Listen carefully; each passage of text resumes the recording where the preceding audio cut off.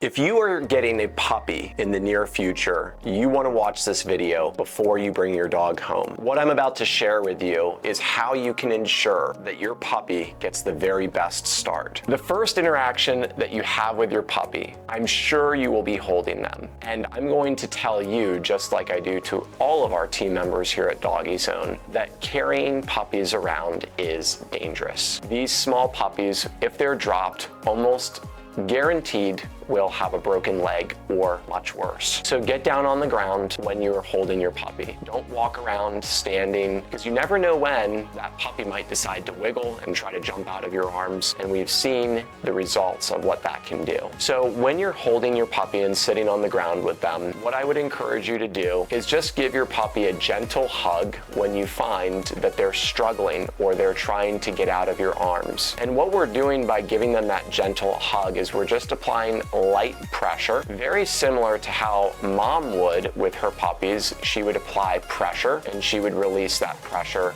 from her mouth when she needed to get the puppies to comply with different things. So by doing this, what we're going to be teaching the dog is that when you're holding them, that they should be calm and they should be relaxed and they should ultimately be a pile of putty in your arms and not be rambunctious and scratching and flailing around. So if we apply that light pressure when we feel them starting to struggle a little bit, and then as soon as they relax, we release that pressure very quickly. The puppy learns this concept of pressure and release that they learned with their mom, that it also applies with humans. And this can be carried through many different training approaches, especially as your puppy gets older in life. What most people do when they get a puppy is they bring the dog home, they put the dog on the ground, and they watch, and they wait, and they react to everything that that puppy does. They follow it around the house. They wait for it to usually start going to the bathroom before they take it outside, but it's a very reactionary approach to introducing a dog to a home. One of the things that I think is the most important is to set the expectation from the moment that we start interacting with the dog that there are boundaries. So when I bring a dog home, I actually do not allow my dog to just wander around the house. Even if I'm watching them,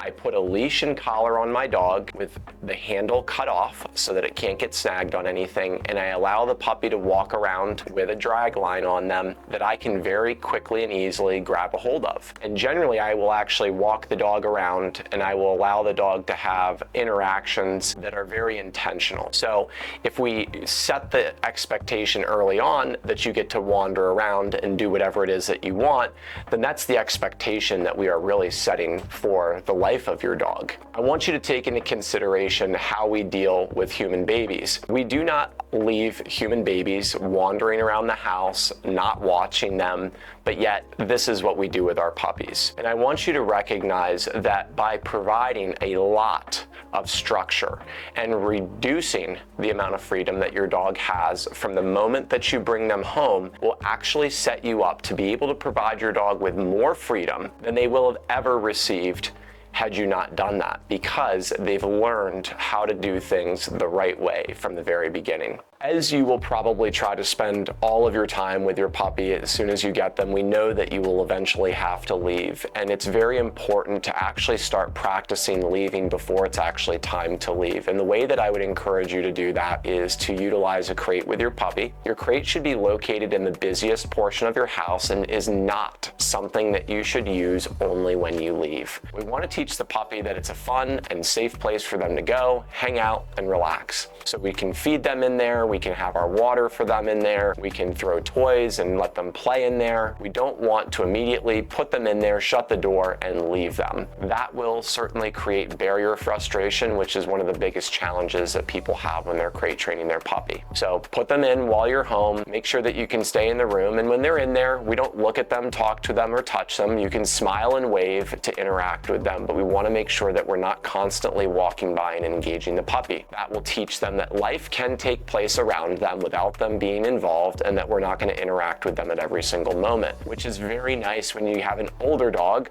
that you want to be able to relax with and not be constantly pestered by. So as you can see here, a lot of the things that we're doing here in the very early stages are really designed to limit freedom and to set you up for long-term success with your puppy. There's many other steps that you'll be taking over the next next 16 months to 18 months with your dog. But keep in mind that by doing these things early on, you are going to be making your life much easier and also creating a less stressful and more enjoyable life for your dog. By the way, if you haven't had a chance to watch our other video on the perfect puppy starter pack, we have a great video that will share some of our favorite recommendations here at DogiZone. And we would love to know what type of puppy you are getting, so drop it below in the comments and make sure to share this with other friends who are getting puppies. Have a great day.